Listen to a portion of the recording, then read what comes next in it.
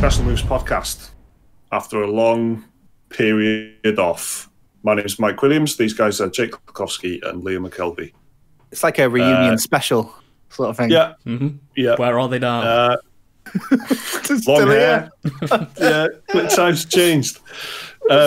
Yeah, we've been off for a while. I've been ill with COVID-19, and I feel a lot better this week, actually, strangely enough.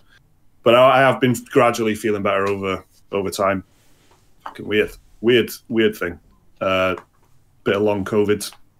I still get trouble breathing and stuff like that. And I just basically feel like a very old man. Mm-hmm. Except I'm kind of getting younger. A bit of a Benjamin Button kind of thing going on, where I'm just kind of actually feeling better now over time. So that's good. But yeah, just a weird experience, and I just was getting out of breath on a phone call for 10 minutes. So the thought of doing a podcast for an hour was a bit too much. But yeah, anyway, we're getting there. We've got a couple of changes as well coming up. I reckon that will be better for patrons, firstly, because we're going to be doing the bonus podcast every week. We're going to do a shorter version every week immediately following the main podcast as kind of like a follow-up. And that way it's just going to, rather than have like a bank of 2 weeks of off-topic stuff to talk about, it's just going to, and have like a marathon recording session for us once every fortnight and stuff. It seems a little bit untidy. So we're going to do every single week. We're going to have a kind of a slightly shorter, kind of 30, maybe 40-minute bonus podcast after the main podcast every single week for everyone who's follows us on Patreon, supports us on Patreon. So that's, I guess we'll just put that on the Patreon feed, right? And then we'll just keep that going as is, guys. Yep. And that'll be a nice way of getting stuff in that we couldn't, get into the main podcast and all that sort of stuff. And also obviously off-topic stuff. And the recording schedule is going to be slightly different as well, where we're going to record in the middle of the week and release the podcast kind of on a Thursday or Friday. Not 100% sure which day yet, but just so you know, anyway, it's a bit of business to get out of the way there, isn't it? Mm-hmm. Housekeeping, like the Handful City Council, which, funnily enough, is a very dead meme. But I was looking at what's happened since our last podcast. So games-wise, then I was looking at the internet and that culture moves so fast. Like the joke of the week is no longer a thing. It's like joke of 12 hours, and then things are like really old. Well, the Handful City Council and Jackie Weaver was the flavour of the day when we last spoke. And who even remembers that now? Do you know what I mean? That's like, who was even the president? Yeah. It took me a while to think. It's going to be in Charlie Brooker's, 2021 wipe, and you're going to go, oh yeah, and that's it. That'll be the end of it. That'll be the end of it then. Yeah, it's been games-wise, it's been a weird one for me. Like I haven't played that much, but I have kind of. I've been very hardware heavy. I'll put it that way. I had a problem. Well, I guess I should say this actually. First thing that's quite annoying is I had a problem with my PlayStation controller, and the trigger just stopped working on the DualSense controller. And that's the PlayStation 5, right? On the PS5, yeah. So and the big new feature of the PlayStation 5 controllers is that basically the controller has got more muscles than you have, and it kind of fights back against you as you're pulling the triggers and all this kind of stuff, right?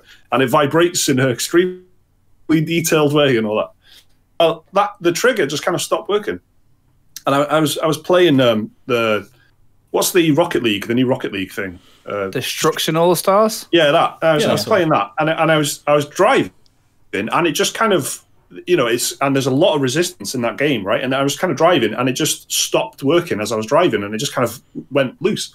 I had to, like a tendon that snapped. Oh yeah, awful. No. Yeah, so I had to.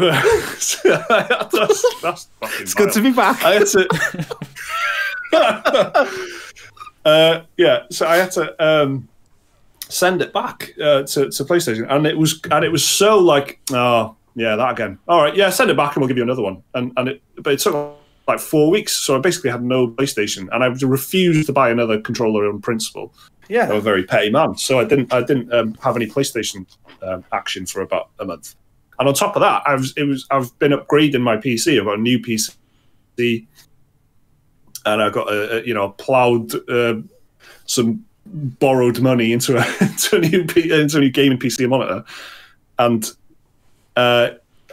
in doing that, I was kind of I didn't have a regular PC to play. So I actually haven't, even though I've been thinking about games a lot, and I've been since I've had my new PC, been testing some stuff out, playing a bit of Cyberpunk and 5 different versions. That's not a joke, of Total War and stuff like that. Just messing around. I haven't actually sat down and hammered a game, apart from Resident Evil 1, which I played start to finish and fucking loved it. That's all I played. So I haven't got any. I'm sure you guys have got more relevant things to talk about. Jake, you've mentioned a few.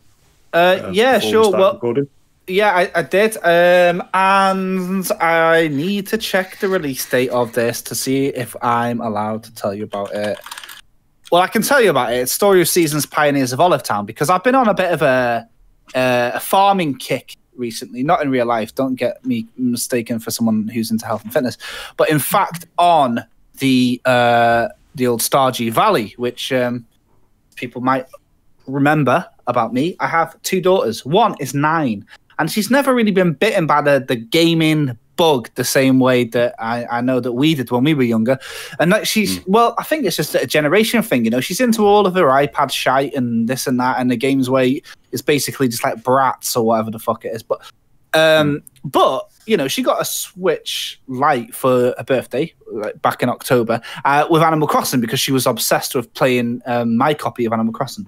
So she got that, and then she got Story of Seasons Friends of Mineral Town, which Story of Seasons, if you don't know, is like Harvest Moon, the original, basically the original people, but they lost the name or something. So, and she got Stardew Valley, and then the Stardew Valley update happened. The recent one, it kind of led to this sort of resurgence of Stardew Valley content on the internet, the beach farm and whatnot. It's coming to consoles, and we've been playing loads of that. Like, it's my most played Switch game, I think, ever, like, so far.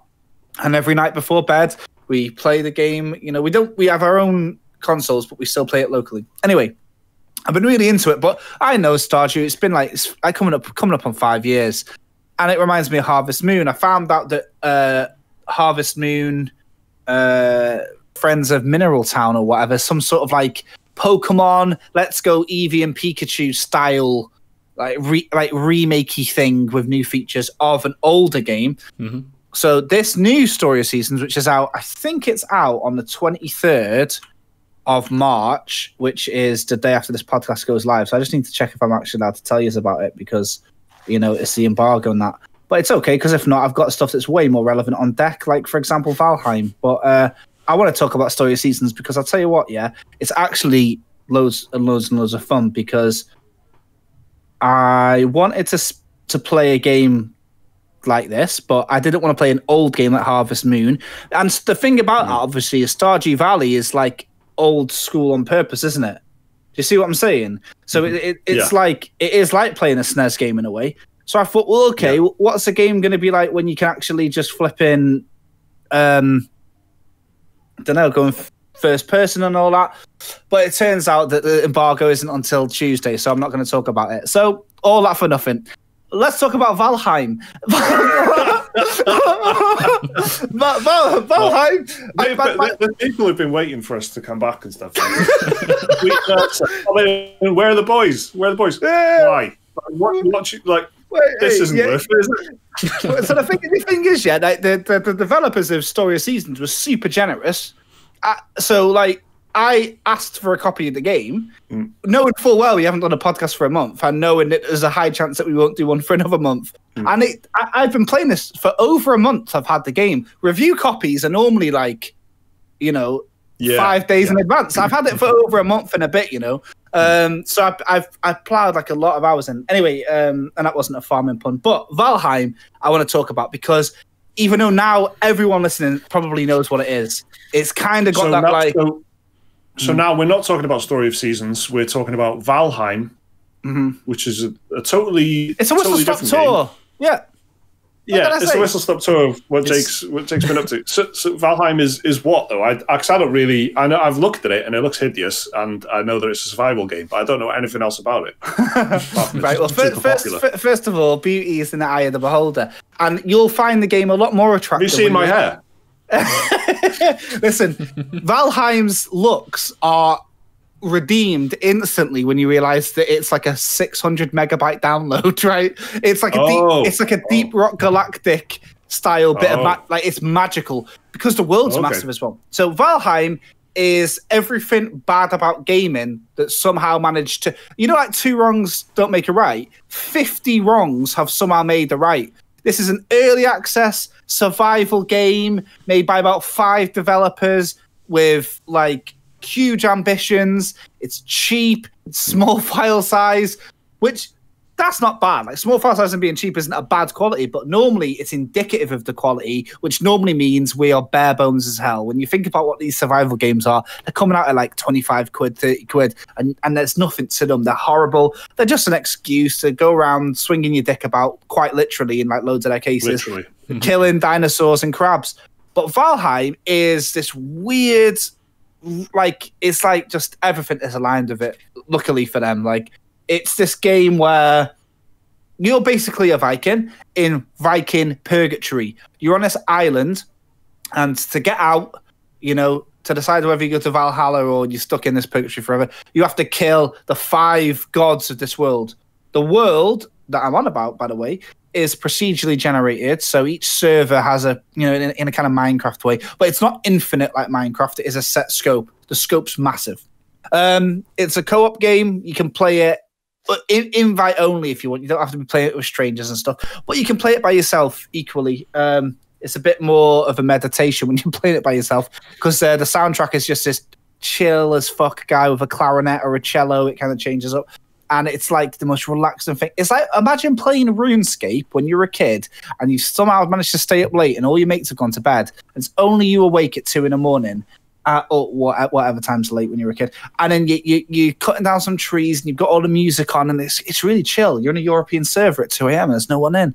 It's like that. It's a nice vibe. It's really weird.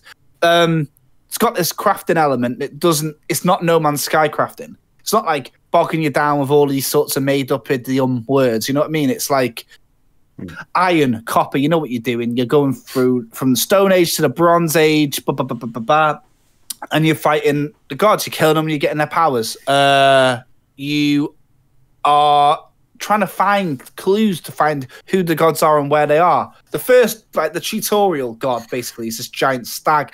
Afterwards, the game says, okay, we're not going to tell you where the second god is. You have to find him. So you have to hunt through the forest, find tombs, read inscriptions, find the clues. Where they are, where the god is different on everyone's server.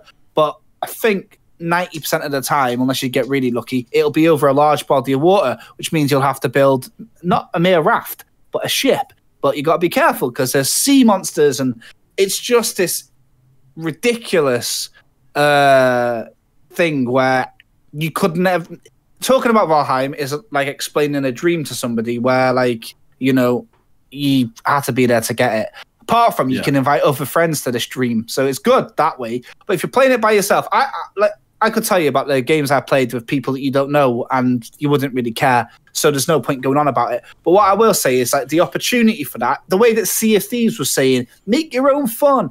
It's that, but if it had a real core, it's not like Minecraft where it goes on forever, or Sea of Thieves. There is a definitive ending to the game. Kill the 5 gods, and it takes hours and hours and hours and hours. You're talking like 90 hours to get through it. If you're playing with your mates, things scale, enemies' health bars scale, but you've got friends who got different abilities. You do cooking and that, and I don't know. It's, I suppose that is quite unusual.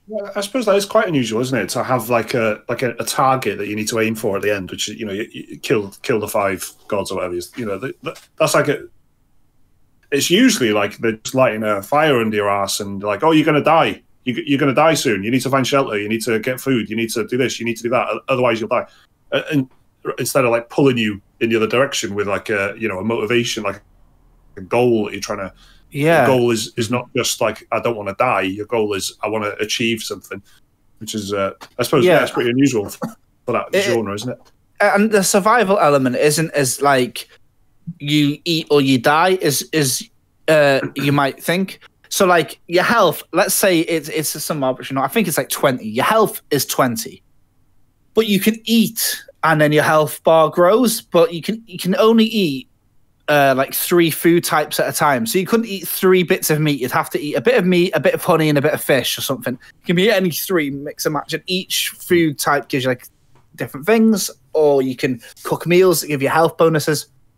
But let's say you ate 3 good things, you might have like 150 health, which is a lot better than 20 health. But if you want to just stay around your base and do some building, you don't have to really be eating for that. You can keep your 20 health. It's okay as long as no monsters come to attack you.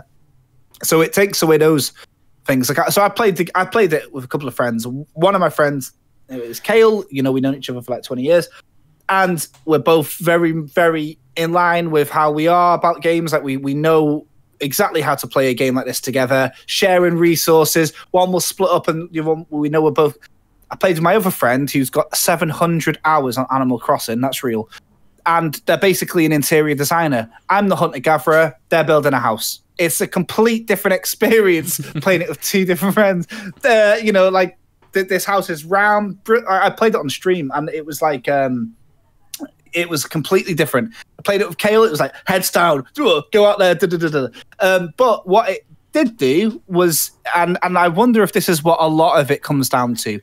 It's basically a phone call on steroids, yeah? You're just chatting to your mates, you're catching up, and you're getting to play this game with really simple goals, really simple loops. It's not like Among Us where the game takes over what you're doing. You can only play Among Us when you're playing Among Us. You can't chat at the same time. But this game, it is that. You can just... It's just that. Some game was going to do it this pandemic. And Animal Crossing, a lot of people got lost in.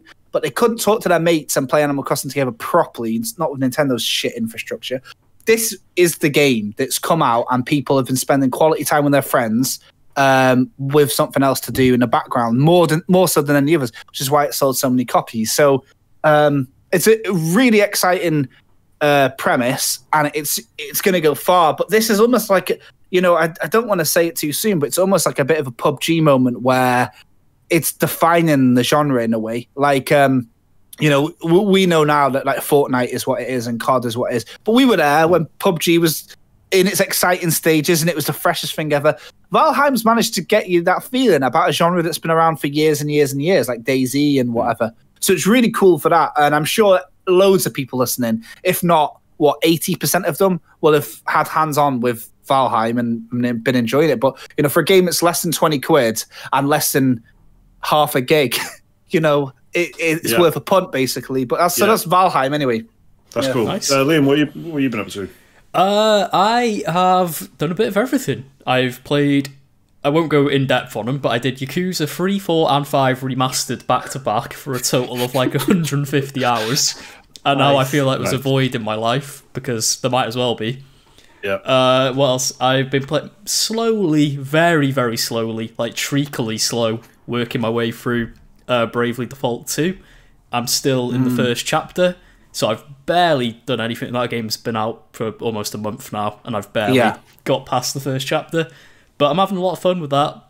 It's very cozy, Bravely Default 2. Like a nice dressing gown. You put it on, everything feels like it's going to be alright when you play it. It's just a nice like throwback to old school RPGs. Really good fun. But lately, I've been playing the next-gen version of the Avengers, which I don't think has got that much excitement behind it. And to be fair, can't blame people for not being that excited about it, because the developers came out and said they're making the game more grindy before the next-gen update came out, which I doubt that is what you want to hear about your games as a service game that is already grindy to begin with. They want you to grind even more. Yeah. But I've been having a bit of fun with Avengers again. To be honest, I haven't played it since October last year, probably. It's like a month after it came out. Because like everyone else, I got to a point where back on the PS4, I did everything, and the end game was just repeating those same activities again and again and again, chasing that gear score. And it just got bored. And the developers they weren't updating it like very quickly. There wasn't a lot to do. But now I thought with this next gen version, which came out on Thursday just been, I thought, you know what, I'll dive back into it. Straight away, it is a lot nicer to play on a PS5. You get 60 FPS. The loading screens are beautifully just quick. You can get by the time, if you boot up the PS4 version, by the time you get into the main menu, you can already be in game on PS5. It's the load times are the biggest difference, and it makes the game so much more enjoyable to play because you're not waiting around sat at loading screens for all the time. You're straight into the action. And yeah, like since I played, they've added 2 new campaign bits to it, like post-story campaign. They've had 2 new characters as well. They had Kate Bishop, who is a Hawkeye, but then for whatever reason, the new character they added with this next-gen update is regular Hawkeye. So you've got 2 characters who play basically the same, which I'm not fully understanding the decision behind that, why they've added 2 of essentially the same character. But the actual campaign bits they've added are pretty decent so far. They're I'd say they're comparable to something like Curse of Osiris or Warmind in Destiny. In terms of length as well. What's the first one called? The first one's called Taking Aim. That's the Kate Bishop campaign. And then this new one is Future Imperfect, which adds a post-apocalyptic area to the game. There's time travels involved. I'm not sure where the story's going because it's time travel and multiple versions of the same people going back and forth in time. I haven't really been paying attention. Also like Destiny. It is. Not sure where the story's going. I think time travel's involved. The Destiny comparison, you can make quite a lot with this game, but the combat in the game, it's still fun as ever. That was always one of the strong points with Avengers. The actual gameplay and combat was fun, but still, it's suffering from just repetitiveness. Once you get through the story campaign bits, even these new ones, you are still doing the same thing. You're still fighting the same robot enemies you were fighting in the first hour of the game. You're still going to the same locations, just reskinned with a different objective. You still go into the same raid instances and doing the same objectives, all just chasing that gear score. So it's a bit. I'm still a bit mixed on Avengers. I enjoy it when I play it, but outside of these new campaign updates, there's nothing really bringing me back to play it because it's just chasing gear score again. And I would have hoped with this next gen update, they would have implemented some sort of new endgame scenario to it. Not endgame as an Avengers endgame, just content to actually play instead of just doing. Because again, you're just doing the same content over and over and over again. Yeah, and it gets. And they released a roadmap saying what they're gonna do, and there's not anything really particularly interesting or exciting until a Black Panther expansion, which is coming out later in 2021. But then Spider-Man, who was meant to be in the game by now, has completely disappeared off the roadmap, and people have been asking about it, and they've said, oh, well, Spider-Man, he'll come whenever he's ready. But it's just, I'm not sure what the support is going to be like for this game. I don't know if they're trying to turn it around because it didn't really have a great launch to begin with. But it's fun, but probably still not in the shape it needs to be, especially if it wants to keep being a live service type game. Well, I think you're going to see them kind of petering out, I think, a little bit. It feels that way. Well, I don't know. It's difficult to say. It's difficult to say because... Nice. But it's difficult to say because of how if it looks easy and it looks like they'll make some money, they'll probably they probably will just go for it. But in terms of creatively and fan reception and excitement and stuff, they're just every single one of these that comes out seems to be getting less and less excitement. And Avengers, considering the brand that it is, there's a remarkable kind of lack of excitement for that, isn't there? I think but then Outriders, which the also demo, Square which is Enix. out now. That's exactly what I was going to say. Yeah, right. Are they doing something different? There does seem to be a bit of a buzz about that, doesn't it? Perhaps just because it's got a free demo that's quite generous. But there does seem to be some kind of conversation about it. Have you seen... I assume you've seen it, Mike, yeah? But so we all played the demo. I guess maybe we should talk about that in a second. I'd at least like to hear what you two think, because you guys have got a bit more experience with this sort of thing. Like, Mike, you've been playing the Division a lot more than me, and Liam, actually. But Liam, as well as that, you've been on the Avengers, whereas the last game I played like this, I couldn't tell you. The one that wasn't Destiny, I couldn't tell you. But it might very well have been Anthem, and even that wasn't really a fair shake. Well, it was a fair shake. It was just shit, but in my opinion, anyway. But well, not even in my opinion, is it? It's just a low was quality shake. Yeah. Right. So the point is, Outriders. Liam's mug kills me every time. It's like half the size of my face, but it's for the audio listeners. Liam, of course, has got a very magnificently square and big and Wally mug. Yeah, it's huge. It's good. It's like the biggest cup he could have found in the Disney like a store, liter. basically. It's amazing. Yeah. So I was just gonna say the Outriders. The news came, I think it was this week. It's actually a day one Game Pass game, which is big. Yeah, it's a really, really big get. Like even if the game is I really didn't like it, but it doesn't matter what I think as much as it matters what I think about any of these types of games. But I did find this one was a little bit more, not clunky, almost like the opposite. Like it was a bit too loose and free feeling. It felt like it was going to. It is. I felt like it doesn't have like a snappy auto aim, which is something that is like a gamer thing. You're not supposed to want it, but auto aim is amazing when it works. When it's good. That's like that's the secret thing that a lot of these games have that you just don't think about, but it's so important to have that like responsive snappiness, and there's something very floaty and passive about the action. Right? There is, and like the only thing I've got to say on it before I ask you guys what it is that you think, because you've probably got a lot different experience than me, is that I was playing like the sort of like support class snipery thing, and the game was really like the way I was doing, listening to what I was being told, and it was like, okay, get behind cover and shoot. So I was like, okay, it's a cover shooter kind of thing. Was a bit Gearsy, right? But then, the abilities it kept giving me were like abilities that were kind of proximity based. So it seemed like I had to run up right in people's faces to freeze them, and then I got out of the tutorial level and went to the first main mission. And again, so I being a support class, I guess I was supposed to be in the back. So I had a sniper rifle, right? And I'm behind cover. Playing as I assume the game's intended, but the majority of the enemies were like running at me, almost like those what are they called? The ones from they're called psychos, the ones from Borderlands. Like just proper running towards me, nips out with a axe or whatever.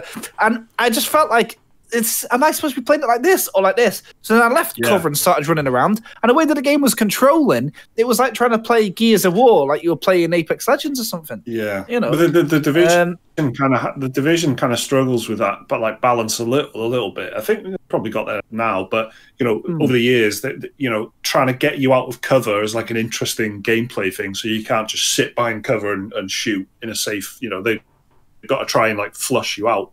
But they can't make it so annoying that, and sometimes it does feel like you're just getting spammed with grenades in Division, because you just get like a big red marker that says you've got to leave cover now or you're going to die. But sometimes it can get like spammed. It can feel a bit spammy. So which is kind of the same thing. Am I supposed to just sit behind cover and shoot these guys, or do you want me to run around and kind of be a bit more John Wick about it? Like, so it's difficult. I assume that you guys played. Sorry. Go on. I was just gonna. Sorry, there's a bit of a delay. I wasn't on purpose cutting you off. Right. The point is, I was gonna ask: Did you guys play? Did you guys even get to the part where you get to pick your class? And what did you pick? Because what was it? I picked some fire thing. I don't know. What did you pick, Win? I played it twice. I did two characters. I did the fire one first, and I really did not like the fire one. And then I, like Jake was saying, I read online and people were saying, oh, you're meant to play this game by running up to people and like smashing them in the face and constantly like cycling through your free abilities. And it's just sort of, like, why does the game tell you to play it like a cover shooter then? But never mind. Yeah. And then for the second time I played it through, I played the what is it? It's like the one with the ground powers for Devastator or something. Like big shotgun, getting in your face, causing earthquakes and stuff. And the game felt a bit better playing it with that guy. And, like just running around, smashing people with rocks and shotgunning them in the head and stuff like that. But yeah, it felt like a game from 2010 to me. Yeah. Yeah. Like a very old 360 era type of shooter. This is really interesting because that's obviously what's influenced it. It's massive. The two things that have influenced it is Mass Effect and Gears of War. And Mass Effect had that exact same, like, do you want to be the vanguard thing where you've got, that's how I play Mass Effect, where you had the shotgun and you had these kind of limited powers where you could like teleport into people's faces and shoulder charge into people and shotgun them.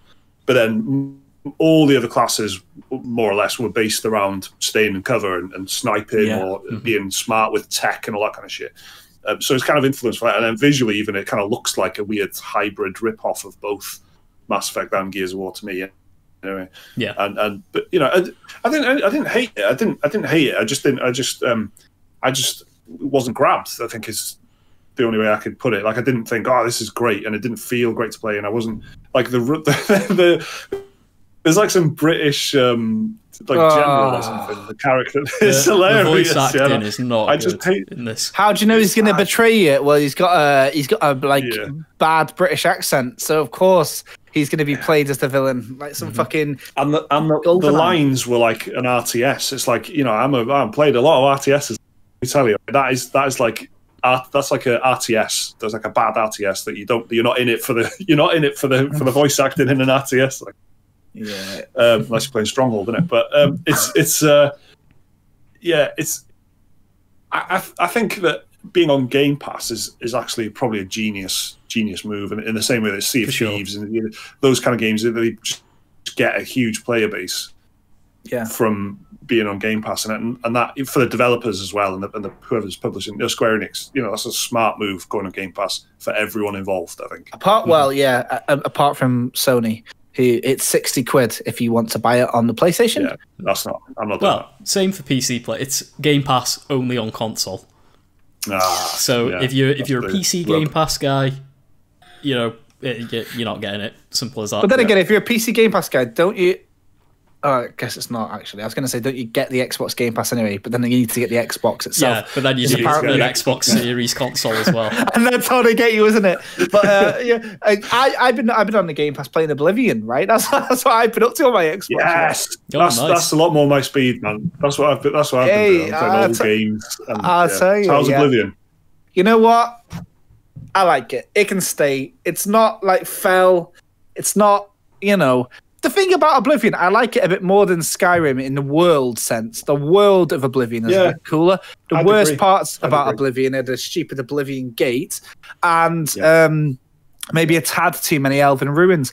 Otherwise, it's a lot nicer to be in, as you would say, Micah. But the Skyrim is a bit like it's a bit cold for the first half of it, and then you get Whiterun and all that is looking all right. But when you start getting to the north of the map, and I know that Skyrim belongs to the Nords and whatnot, but it is a bit like College of Winterhold and all that. It does look a bit, I don't know. Obviously they've got to explore that part of the world, so it's like me saying when they go to the desert area, there's a bit too much sand. So I guess it's not about. I'm not criticizing it for that. Yeah, the game's amazing, but obviously, Oblivion's just got a bit more lushness to it. However, I did want to mention that it's been rumored loads this week. Like, not rumored by some guys on the internet, like on 4chan or whatever, but more rumored by the gamer I've heard, or the Video Game Chronicle or whatever, that Starfield Spaceland from back in the day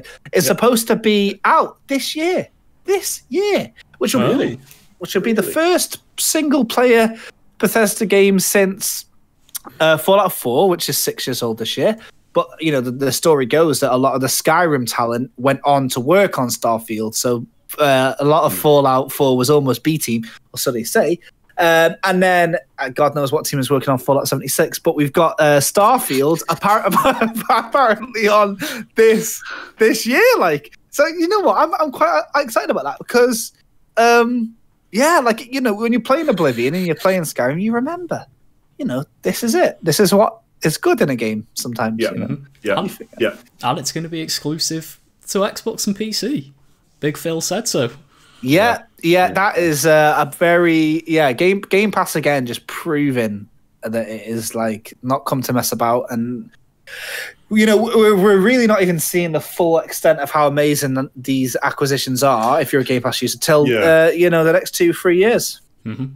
Well, I mean, okay, so as I said, I've got a new PC. Very exciting time, right? And then my Game Pass like subscription, I had like a 3-month thing or something. And it was running out, and I was like, do I want the $10.99 for another month? But then you're looking at it, and it's like this week that's just gone, they have added the EA Play to it. Mm-hmm. So you've got all of a sudden there's Star Wars, Battlefield, Need for Speed, sports games, Mass Effect, Dragon Age, like all these games. You know, I own a lot of them, but it doesn't matter. Just to the general kind of thing, the appeal is huge from that.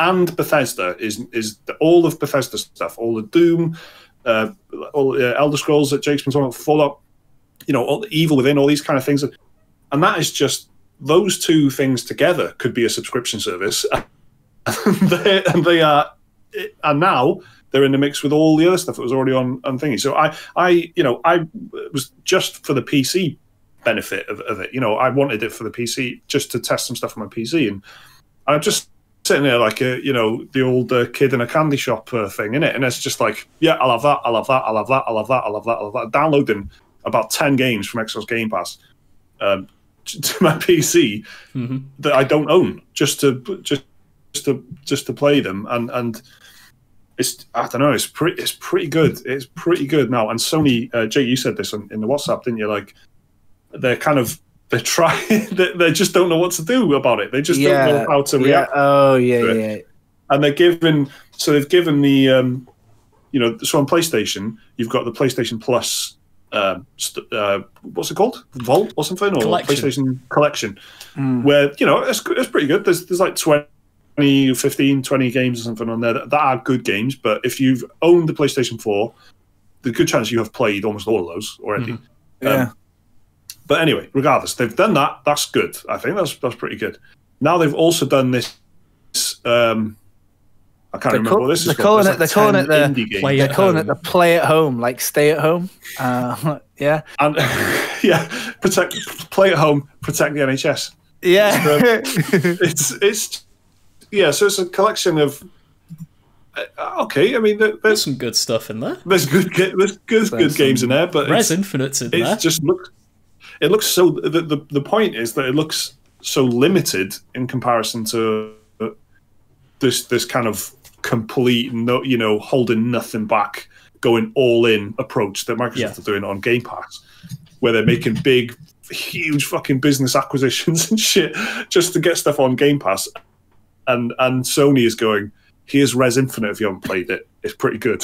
It's just no comparison. They are giving, at the end of it all, they're giving away Horizon Zero Dawn with the DLC towards the end of the whole play at home thing. But that's not until like mid-April or something. It's good, but it's like watching the birth of Spotify. It's like when you start tallying up the, if you're a big music head, when Spotify comes out, and you tally up the value of if you wanted to like buy 5 or 6 whatever records, they were like £9 each or whatever for the deluxe editions or whatnot. Spotify was like £3 when it started, and you could get all that. You were like, oh my god! And now it's the thing. Spotify's the thing, And so this is a very interesting because Sony are getting so late to the party now. Where if they try to do something, the conversations to be had with companies are gone. Like they could maybe pull a couple of fucking strings with the higher echelons of fucking Japanese publishers from the days of old. They might be able to get Konami in on the game deal, but Bethesda are in talks. Who else? Sega. The big rumor is that Xbox are going to just buy out Sega in that regard. These are the same people that were rumoring Bethesda, and everyone was saying that is absolutely ridiculous. But EA, there's too much momentum with Game Pass now. Yeah, I think people forget sometimes that Xbox is backed by Microsoft, one of the biggest companies on earth. Far bigger than Sony. Yeah.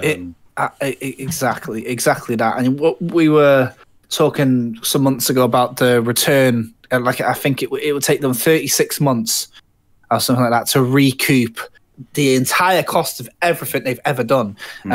If no one else signs up, how many were they saying that they were getting every month? New users? Was it something like 800,000 new users a month or something? And if it completely stays, so yeah, you're looking at it in 12 months from December, they would have recouped all the acquisitions of all of the companies put together by 2022. So it's just mad. But Sony giving away games, Sony is still, in my opinion, the home of these great games as a singular entity, whereas my Xbox is becoming a bit like, I daren't say it, but it is a bit like the Netflix of games. I turn on my Xbox and see what I fancy playing in the moment, and I start downloading it. And luckily for me, I like playing a lot of like 2D shitty roguelike indie sort of things that are about 100 meg. But I'm looking at, I got Morrowind. I haven't played it yet, but it's like that. I see what I fancy and I start downloading it. Boom. Whereas with PlayStation, I'm like, right, I'm going to go and purchase this and da-da-da. But when you look at the games that they're giving away, like Subnautica is massive on its own. The Witness has got like some really like die-hard fans. A lot of, well, the guy I work with says it's the best game ever made. He doesn't even think there's any competition. It is the best game ever made to come to at least one person on the planet, and I know him. So, and Rez, yeah, exactly, is that one that Liam bangs on about. Same way he did about Tetris Effect. And then you played it and you went, oh, shit. Yeah. I understand, So, yeah, it's interesting. And meanwhile, Nintendo are pushing forward with, like, their little different realm. But I tell you what, they're doing a lot. This is a good segue, this, and I hope you appreciate it. Free demos. They're doing a lot of free demos at the moment, including Bravely Default 2, which, and when I say like free demo, we're talking like 5 or 6 hour chunks. When you look at the average playtime of a game, right, it's like 2.6 hours or something like that. Yeah, some weird stat like that. So like Bravely Default, I was going to buy it. I was this close from buying it. I played the whole demo and went, nah. And it's like, I mean, it's not good for them, maybe. It's certainly good for me and my money. But yeah, it seems to be like it's the place for demos now. If there's a new Switch game coming out, there's a higher chance than not it's got a demo. And I wanted to talk just quickly about whether if you two have played the demo for the Switch exclusive game Monster Hunter Rise, which is out this week. I have played the demo. I've not played this new demo where they've added a new monster, but I played the very first one that came out. What do you think? I like it. It's good. It's a nice sort of fusion of old school Monster Hunter, the days of Monster Hunter 3 Ultimate on the 3DS and stuff like that. And, some but with the nice quality of life changes from World. So it's like this sort of weird hybrid of the old and the new. But it's fun, and I'm looking forward to the full game on... Yeah, it's this Friday, isn't it, the full game? Yeah, the 26th, I think. I'm looking forward to it. I like the sort of Japanese-inspired setting they've got going on with it. Yeah. I like the wire bug, just for the variety of different movement options it adds into the game. The Palamute, I think he's cool as well. Is it the Palamute? The dog one. Yeah, it is a Palamute, yeah. Yeah, he's cool, where you can just like ride him around the map and use him in combat. You can ride monsters and get them to fight each other like giant kaiju. It's a lot of fun, and yeah, I can't wait for the... Well, I can wait. I'm not that excited. I'm not as excited as I make myself sound out to be. But it's one of those games where I know I'm gonna like it, so I'm just like, yeah, bring it on. Yeah, I think they've done a lot of cool shit because they know that there's like probably not going to be as simple multiplayer options available to them at first because of the pandemic. Whereas, like, I think they want people to get together in a room and play this together. Sorry if you can hear my child scream. She's really excited about Monster Hunter Rise. But I've got to say, like, the stuff they've added for single player is really cool with the dog and the cat and whatnot in there. And yeah, because, like, can you imagine playing this online, right? Imagine this. Picture the scene. You've got a Nintendo Switch in bed. You've got your Joy-Cons, not even a Pro Controller. And you want to play your mates. It's not happening, is it? You need to get it on. You need to get a Pro Controller. You need to put it on the telly. You need to get whatever. What's the voice app? Nintendo voice app thing on your phone? I don't even know how that works. And then you have to communicate that way. It's just bollocks. Apparently, Nintendo are rolling out a new online system with Monster Hunter. And the demo was like the test bed for this new online system they've got going. I don't know if it is. I didn't play the demo online, so I can't say if it's any better. But from what I've heard, people say it is better. Still not good though. So yeah, your mileage may vary. Yeah, I think it looks good. I've got to say, it's one of the best looking Switch games I've seen in terms of, like, it's not doing anything stylistic. All the other really good looking Switch games know that the Switch is a piece of shit, so they stylize it really, really well to make it look good. Breath of the Wild looks brilliant. The Witcher 3 is a joke. You know, I've been playing Apex Legends on the Switch. I don't even want to tell you about it. Like, do you know what I mean? But Monster Hunter looks bloody good. Like, it does look. At least you can see what's going on in Monster Hunter. You can't say the same for Apex, sadly. You played it then? Did you play it? Yeah. I played one match and promptly uninstalled it as soon as I'd finished that one match.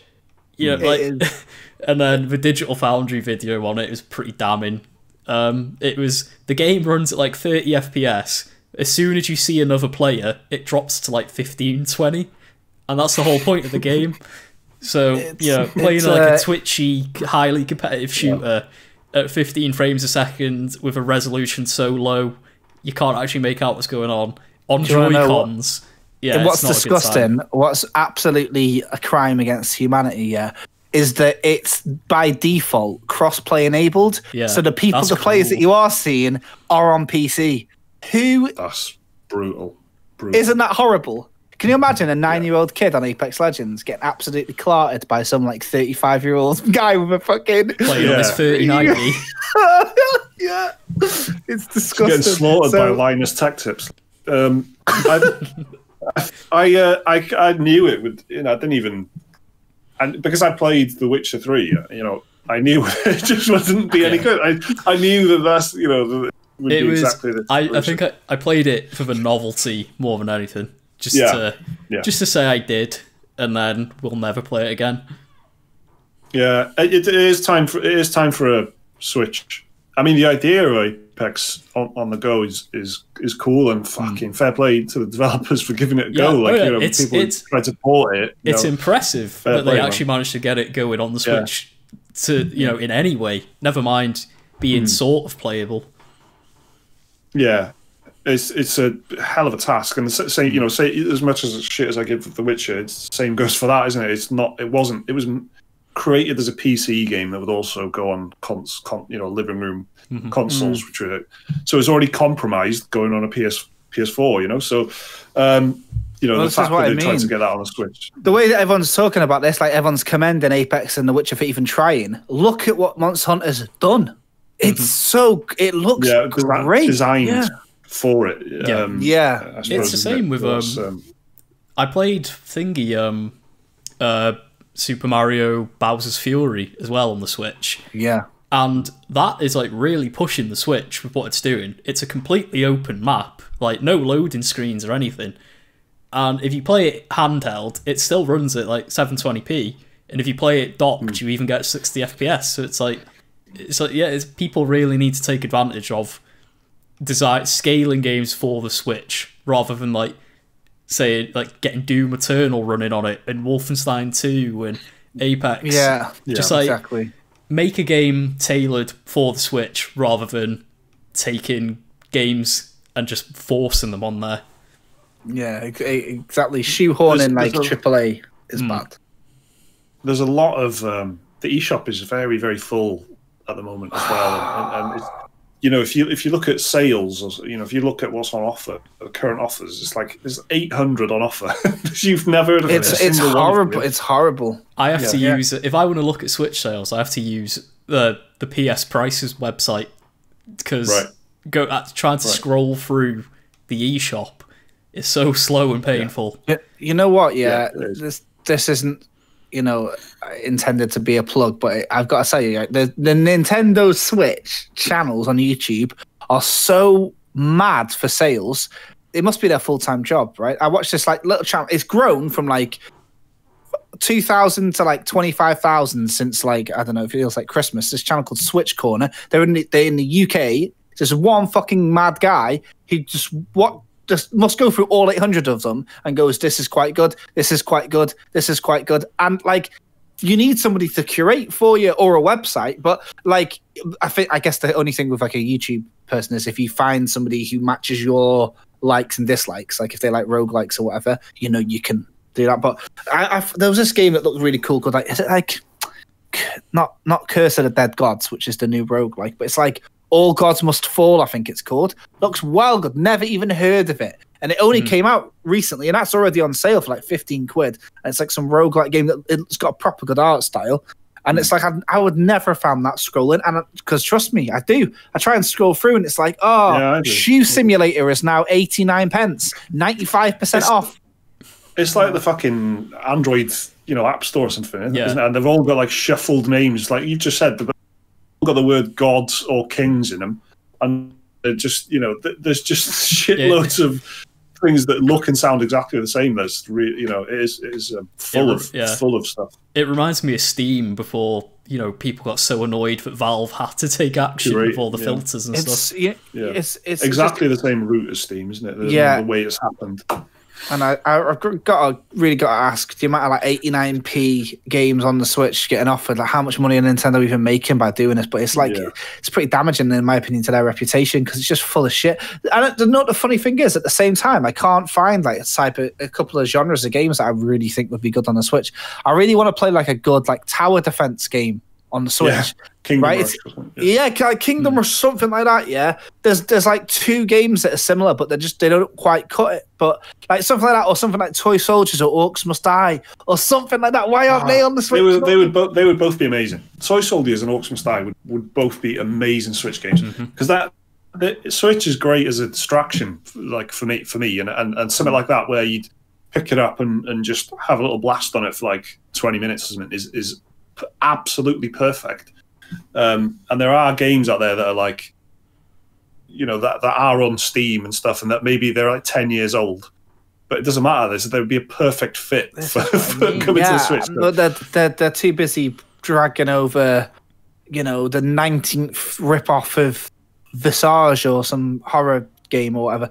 So yeah, I just find that really odd. Can I just tell you quickly about one other game which I think is perfect for the Switch? And when it comes to the Switch, it's over.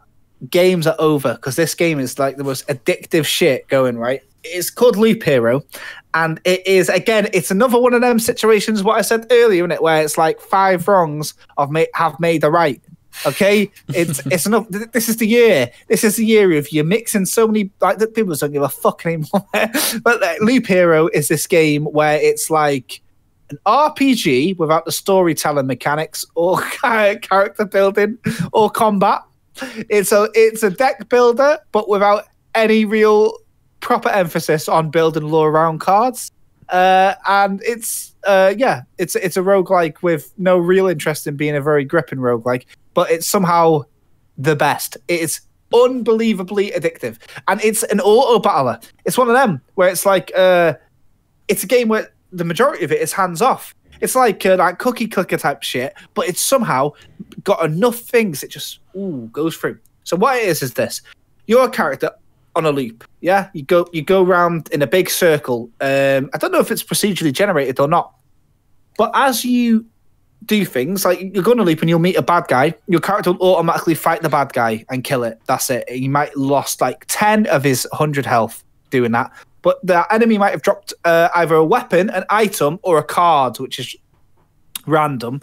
And the cards have different functions. So there might be an environment card that you put on the map, and it's a mountain, a picture of a mountain, and that will give your character a certain amount of health each loop. Or it might be something you actually put on the loop, on the circuit, if you like. Maybe there's a well that you put down, and while you're there, you get a bit of health back. Or maybe it's like a vampire mansion that spawns vampires, but they might drop better loot. You basically build it. It's like a little jigsaw, you know, like that sort of thing, right? Or Scalextrics, you got your little circle, and you're trying to add all these things. So you loop and loop and loop, and each time you go to the bonfire, the start of the loop, all the enemies respawn. It's not a Dark Souls or anything, but those two things do make it sound like, I guess. They all respawn, you get your health back, and then you just each loop. But, you know, let's say you walk through a forest on your little loop, you get wood, which is like a resource or lumber, different, you know, which when you die can be spent in your like hub world to upgrade your character permanently, which is where the nice roguelike element comes in. So you're doing these little loops, and it's like, it is hands off. You know, you're watching your little guy go around, you can like speed up time by 2, and you just make little executive decisions where, you know, this map is maybe 100 squares, your little loops in the middle, and you got 100 squares around. What do I want to put where? And yeah, you've got all these little decisions. You've got different classes. So yeah, like in Children of Mortar, for example, you've got your different classes, and it completely changes it up. Or Hades, you got your different weapon. It's like that. You got these different classes. So the warrior gets a health regen every time, and it's a really, really interesting game because it's an odd concept. You can kind of customize your deck of cards as the game goes on as well. So like maybe, for example, you really like having these mountain squares, which give you like bonuses the more that are put together or whatever. Maybe you want to build your deck full of them, or maybe you don't like fighting the vampires, you just don't like their moveset or something. So you can remove them from your deck and put different cards in or whatever. And I guess the real art of a run is when you can manage to get what they call the coveted infinite loop, where your character, no matter what happens, you can just leave it hands off and it'll just keep looping and getting you resources. At any point, you can return to the camp.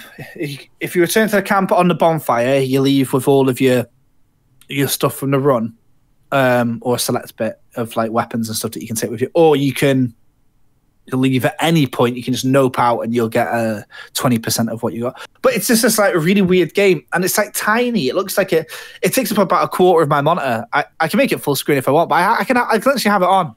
I can have it in a meeting. Do you know what I mean? But it's just got just enough engagement to pull you through, and it's just this.